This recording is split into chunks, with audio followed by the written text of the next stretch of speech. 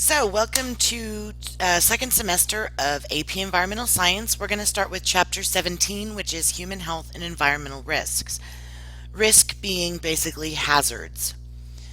The opening story was pretty interesting because it is really about how someone in the community just did grassroots efforts to trying to get a company claim responsibility and reduce their overall effect on the environment and a neighboring town. Much like what Aaron Brockovich wanted to do, and much like what Jan Schlickman did in a civil action. So make sure you read that story. So every day, we're warned about new risks, and it seems like everything that we like to do here in America could be bad for us.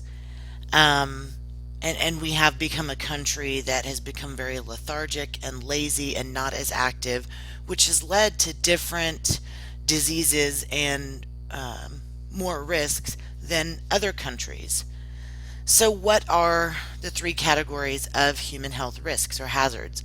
There's physical, which would be environmental factors, biological, so those that are likened with diseases, and chemical, which is exposure to chemicals, which could be a naturally occurring arsenic, which is a heavy metal and which is very toxic to humans, or synthetic chemicals, so man made chemicals or pesticides. And that is one in particular that I think more and more parents are concerned about. And I'll get to that in a second when it comes to more children with certain conditions. So if you look here, biological risks cause the most human deaths. And remember, biological would be those associated with diseases. So that's a test question. Which type of risk caused the most human deaths? Biological. Three-fourths of human deaths stem from various types of diseases.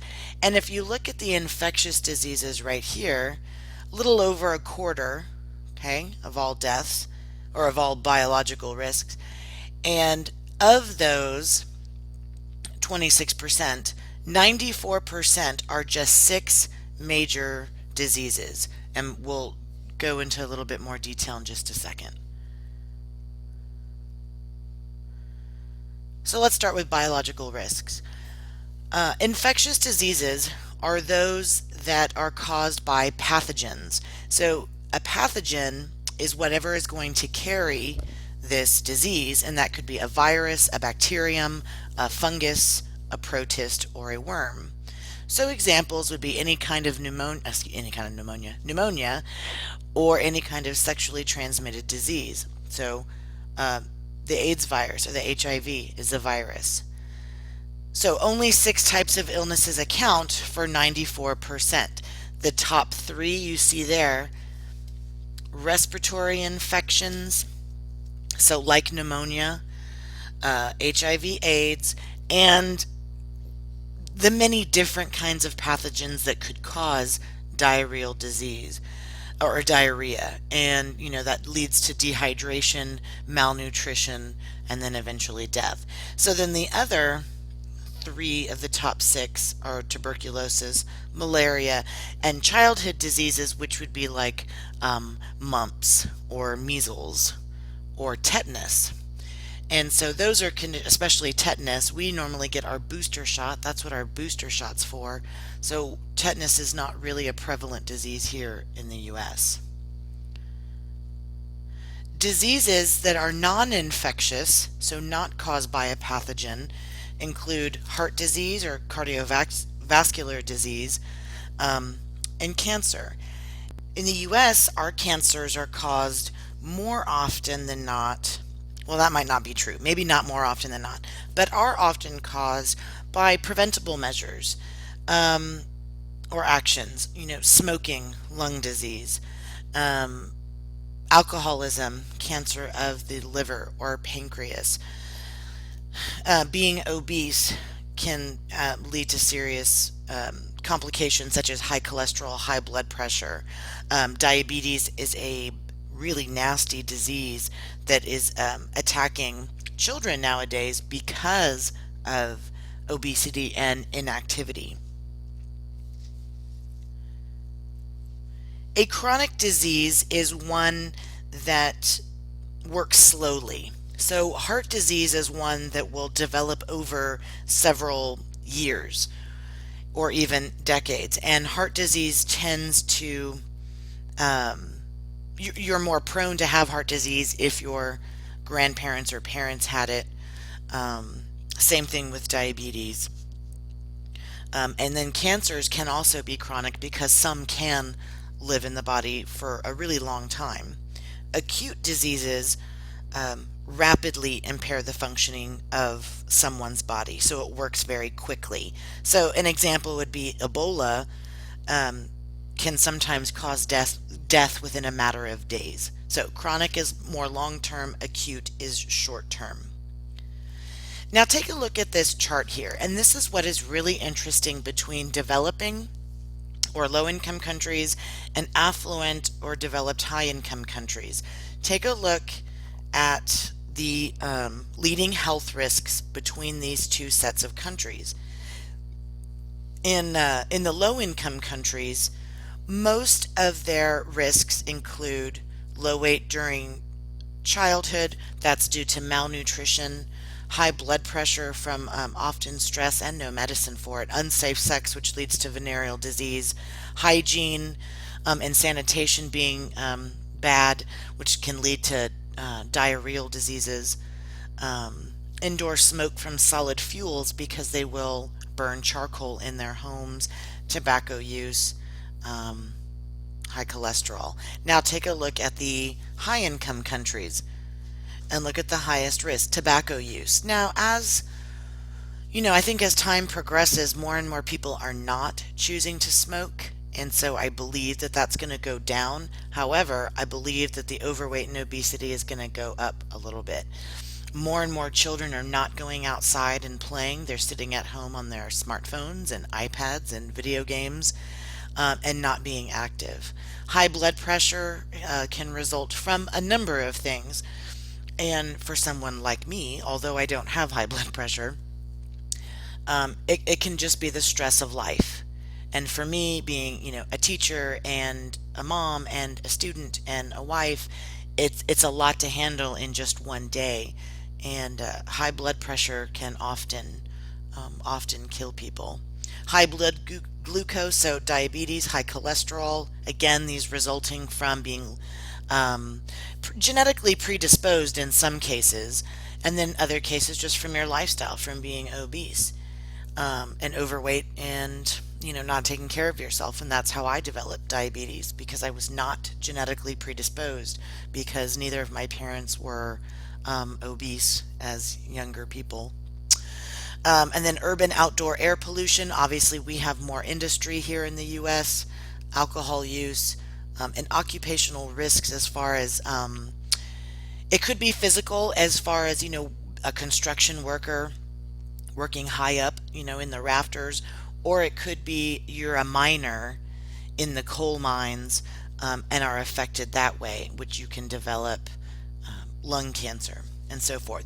So what's interesting here is that as a country gains wealth, gains affluence, its risks tend to change. And what they've noticed is it was a predictable pattern that as a developing country starts to become developed, they begin to have more of the same risk factors or risky behaviors that developed countries do. And so they were saying, for instance, that China is starting to do that. There are more Chinese people becoming overweight. Because there's more fast food coming, they're having more money, they have more electronic toys, so they sit around and play. So it's just really interesting that poor countries deal with food problems, lack of food or sanitation, and we deal with more high income type of diseases. So the increased availability of tobacco, the increased availability of alcohol, poor nutrition from going to fast food, and then overeating once we get there. So It does have to do a lot with the wealth of the country. Here are ways of a pathogen getting into you. So by air, water, other humans, and that could be um, through bodily fluids, so through blood or semen. Um, it could come from an animal, it could come from a wild animal, and or you can get it from food. Infectious, infectious diseases are called an epidemic when there is a rapid increase in the disease um, in an area and in a short period of time. When an epidemic reaches a large area, like a continent, that is called a pandemic. So I think epidemic is sometimes made to sound a little bit more dramatic because we've definitely had a flu epidemic this year in San Antonio with a lot of people getting the flu, um, but it's not as serious as a pandemic since a pandemic covers a larger geographical area. Some historical diseases are the plague, malaria, and tuberculosis. And instead of me going through, I believe there's 7 or 8 there, I think, or 9, I think, diseases listed in your infectious diseases listed in your textbook, you guys in your groups are going to make presentations, brief presentations about each of these diseases. Therefore, I'm not going to go through them in this lecture, but you are going to be responsible for knowing about them and how they're transmitted and if they're chronic or acute and so forth. So you do need to read the textbook. Once groups are presenting, you will be filling out a chart just to help you with the studying for your exam. So historical diseases were on the previous slide. Some emergent diseases, which are those that have come around in the last several decades: HIV/AIDS, Ebola, mad cow disease, bird flu, and West Nile. So each group is going to pick one of those infectious diseases, or there's also a couple of non-infectious diseases such as cancer and cardiovascular disease.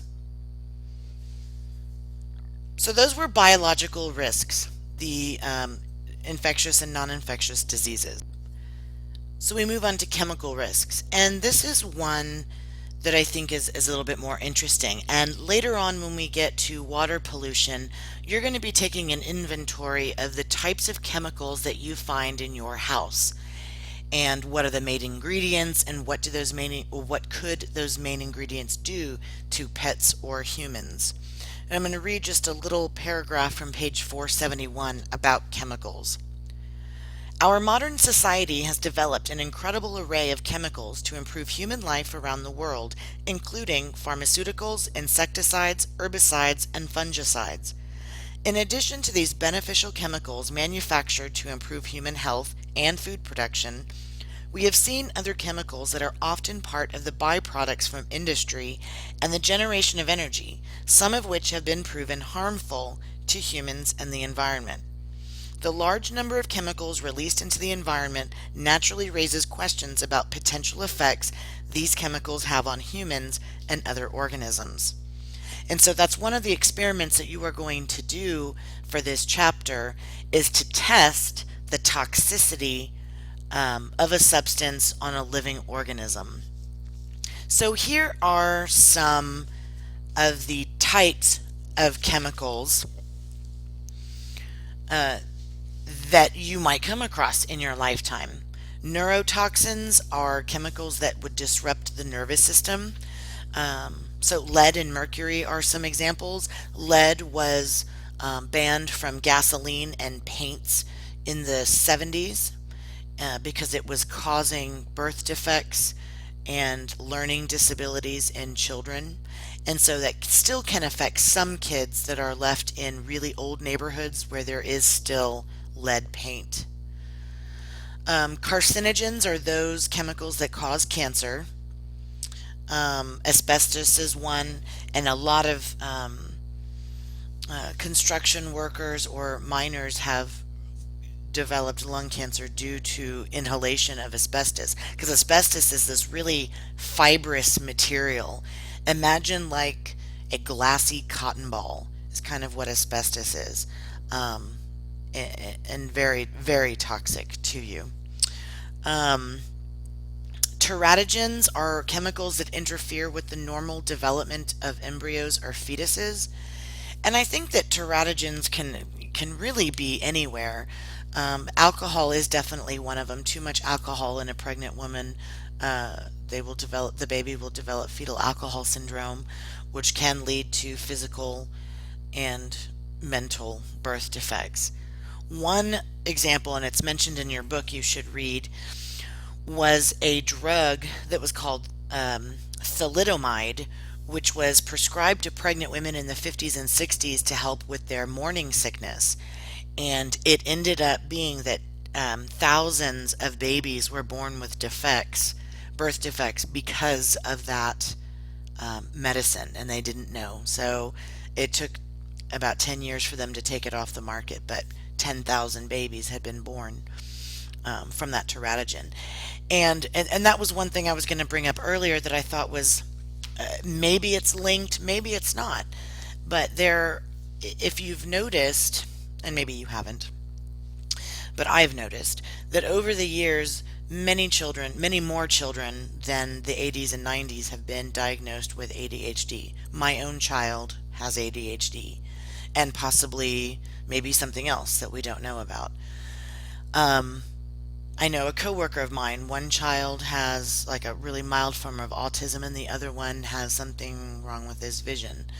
I have another friend who has a child with ADHD and another one with Asperger's.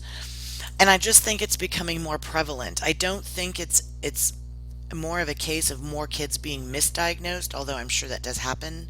But I'm wondering if there is a connection to all of the stuff, all the chemicals that were around all the time, the fast food, you know, remember that ammonia pink foam that they were putting into the meat of McDonald's. You're taking in ammonia, you know, pesticides, all the crap that's on your fruits and vegetables that maybe you forget to wash off, all the hormones that's in the ground beef that you eat. I just think that we're ingesting and being exposed in the air and water to a lot more chemicals than we were in decades past. And I think that there is a link to all those chemicals and exposure that we've had to ADHD or learning disabilities. But that's just me. Moving on. Allergens, obviously chemicals that cause allergic reactions. Right now in San Antonio, we're going through cedar fever with 30,000, with a number of 30,000, meaning there's just millions of pollens per square meter, and a lot of people are suffering. Um, some are allergic to things like penicillin or codeine, peanuts, milk, I mean, whatever. Endocrine disruptors are those that will interfere with your endocrine system, which is what makes your hormones.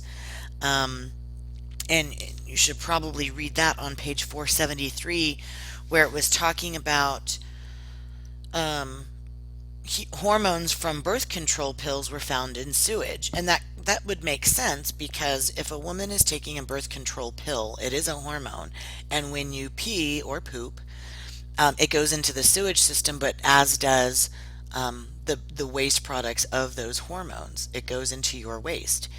And so even though it does get treated at a treatment facility, it could still end up in fresh water or ocean water.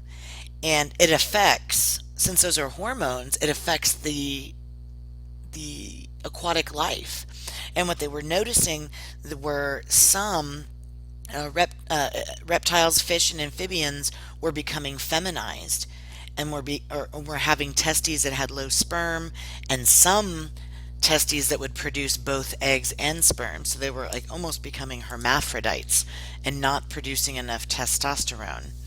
So hormones can definitely interrupt uh, an animal's body. So take a look at page 472 so you can see the different kinds of chemicals, where they come from, and what kind of effects that they have. So the lab that we're going to be doing, which I like to do, and they always ask about LD50 labs or dose response studies on the AP exam. And so that's when you get into, say, pharmaceutical testing, when they will expose animals or plants to a chemical at different doses and then observe the responses. And what a lot of times they'll study is mortality. How many will die when they're exposed to this level of a chemical? Generally, they are a very short duration of a study, so 1 to 4 days. So is ours. Ours is 1.5 days, well, technically 1 day. So that makes it an acute study, short term. When the data is graphed, it generally shows an S-shaped curve. Oops. Let's look at the S-shaped curve. All right, so these are theoretical units here of the level of the toxicity of the substance, and then this is what percentage of the organisms died. So obviously, when I don't expose them to any chemical, none will die. But as I start to increase the dose, we notice that some will die. So as soon as some start to die, that is called the threshold. So basically, for this theoretical study, at 3 units is the threshold, as that is when they start to die. Now the LD50, that's the lethal dose 50, meaning that is the dose at which 50% of the animal or plant group die. So in this case, it's about 5.5 units. So these are terms that you really need to know for your do the math assignment and for your lab that you're going to be doing in class. So the LD50 is the lethal dose that kills 50%. Sometimes scientists or companies don't want to know if it kills them, but if it affects them. And so the ED50 is the effective dose that's going to cause 50% of the subjects to display some kind of harmful effect, say like delirium or blindness, but not lethal, so not enough to kill them. So usually we use, because we can't test on humans, when they want to do studies and try to extrapolate it to what humans could tolerate, we use rats and mice. And so when they are trying to figure out what concentration should cause no harm, they take the LD50 and divide it by 10. That's basically a level which is considered safe, a level that is considered tolerable. When they are extrapolating that for humans, they divide by 10 again. Okay, since we can probably guess that rats and mice would be less sensitive to a chemical than humans, and then they divide it yet again just to ensure extra caution. So basically, they take the value that they get from a rat or a mouse and they divide it by 1,000 to set the safe values for humans. And you'll be calculating that stuff in your do the math assignment. My cat is meowing. I must let him in. I'll be right back. I'm back. So there are acute studies, which we just talked about with the LD50, and there are chronic studies, and that is when you are studying a group for a prolonged period of time. It could be years or decades. So besides actually testing a chemical in a group of rats and mice and then trying to extrapolate that to humans, sometimes they'll just study a group of humans, see that they've been exposed to some kind of toxin or chemical, and see if that is causing anything unusual. When they're studying humans like that, it does fall within epidemiology. And epidemiologists are those who work like at the WHO, the World Health Organization, and they're trying to understand what causes illness and disease, and so they can try and eradicate them, or at least find things to help with the symptoms, and etc. Retrospective studies is a chronic study since it's dealing with years, and they monitor people who have been exposed to a chemical in the past. In 1984, in Bhopal, India, there was 80,000 pounds of a hazardous gas that had exploded at a factory. I believe it was human error that caused it. And a couple thousand people were killed, and thousands of people afterwards were still getting sick. There were birth defects from babies being born. There were illnesses that were more occurring in that area than others. And it seems logical since there was a gas leak, a huge one. And so, 30 years later, they're still being monitored. So that's a retrospective study. They're studying them after the fact, after they were exposed. Prospective study is monitoring people who might become exposed. So they might ask, 100 people to keep track of what they eat and how much they smoke and how much they drink for the next 5, 10, 20, 30 years. And then they try to look at that and see if those habits are associated with the health problems that they have, which is why they've said about smoking is so much more worse than people used to think, that it's, the most preventable way of not getting heart disease is to not smoke, and etc. Synergistic interactions are those when two risks come together and cause more harm than one would do by itself. So if a guy was mining in the mines and was exposed to asbestos and he was a smoker, much more likely to develop lung cancer because those are working synergistically. This is how you could be exposed to some kind of chemical toxin: air, food, soil, water, and fetuses. Solubility. So how fast a chemical can move through the environment depends on how well it can dissolve in a liquid. So water-soluble chemicals obviously are going to spread quickly through groundwater, which is why it's so important, for instance, to have the plastic liner and the clay liner in landfills so nothing that's toxic can seep down, because the groundwater is not far from the bottom of a landfill. Oil-soluble chemicals are commonly found in organisms and soil because they do not dissolve in water, they'll dissolve in oil. And so let's look at DDT. DDT is a really good example. It was banned. Rachel Carson wrote the book Silent Spring based on DDT and its effects.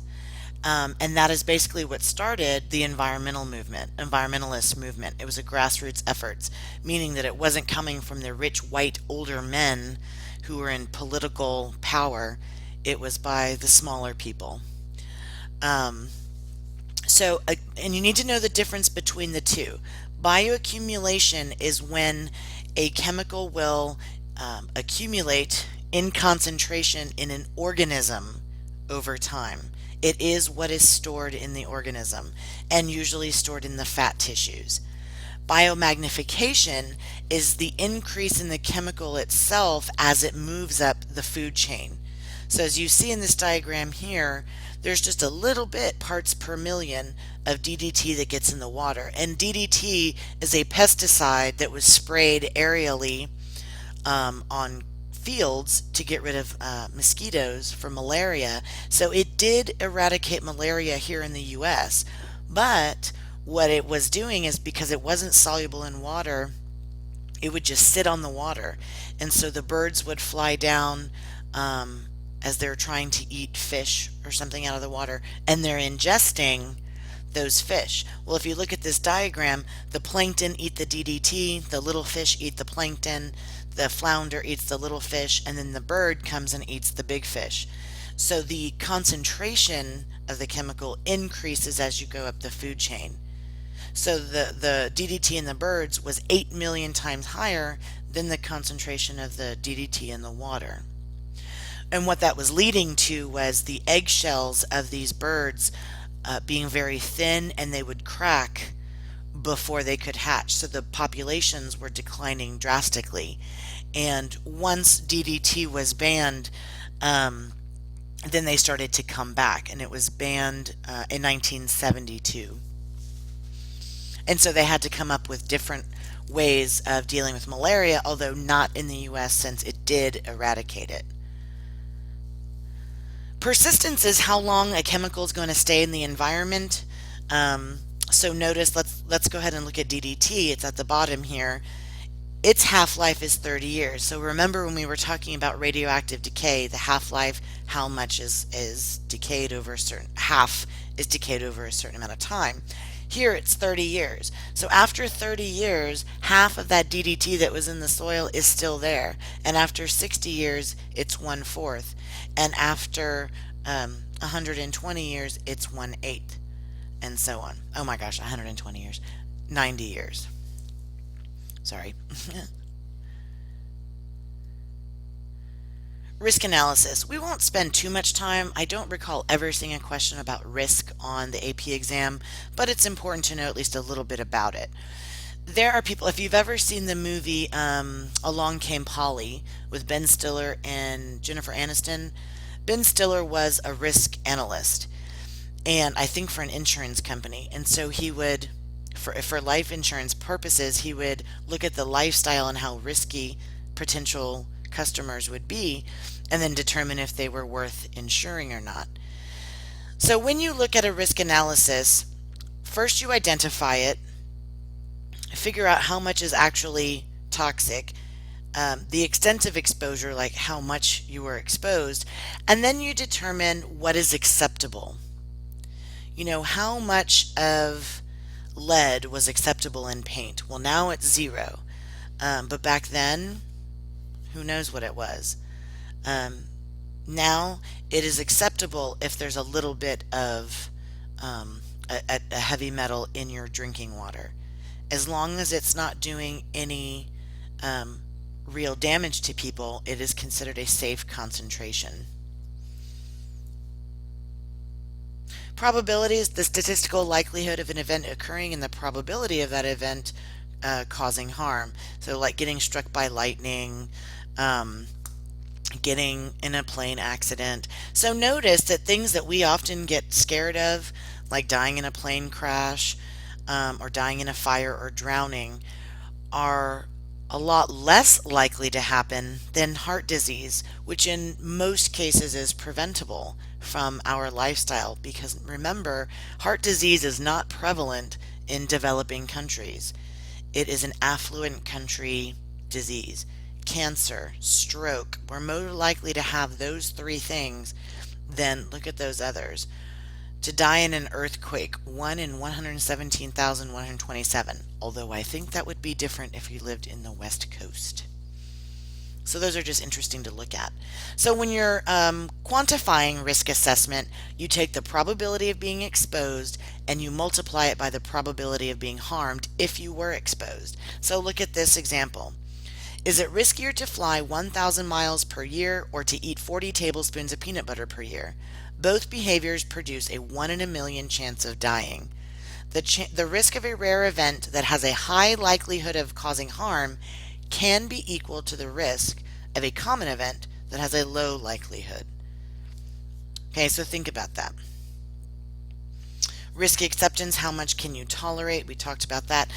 Do read the story about arsenic in the drinking water. Remember, arsenic is a heavy metal. It's toxic and it's carcinogenic. I can't say that word.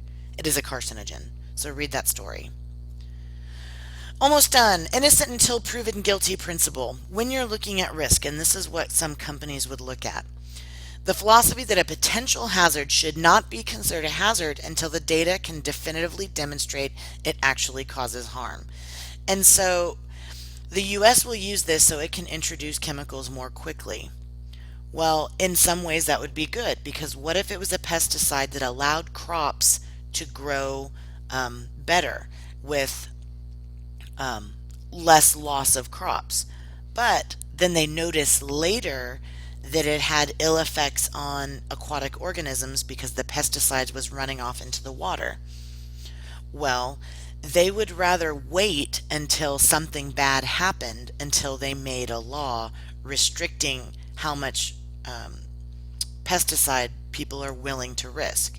Precautionary principle is when the hazard could happen, but it's not yet certain, but we should still take action so we can reduce or remove the hazard entirely. And that is what Europe does. The Stockholm Convention was a group of 127 nations, and thank goodness we actually participated in this one, to reach an agreement on restricting some global use. 12 chemicals were to be banned, phased out, um, or reduced. These chemicals were called the Dirty Dozen and included DDT, pesticide, industrial chemical PCBs, which are used in manufacturing, in the production of pipes, and in industry, and so it's a carcinogen as well. And so lots of things that were leftovers from the manufacturing process. So those have been banned in some countries, and then others it hasn't been. All right, that is the end of chapter 17. So let me know if you have questions, and that's it. See you next time.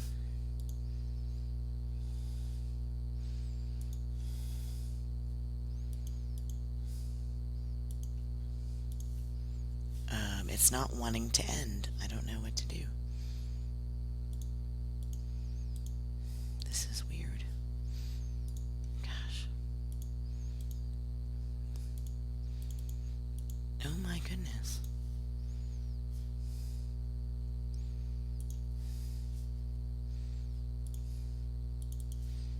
This is so weird. It won't stop.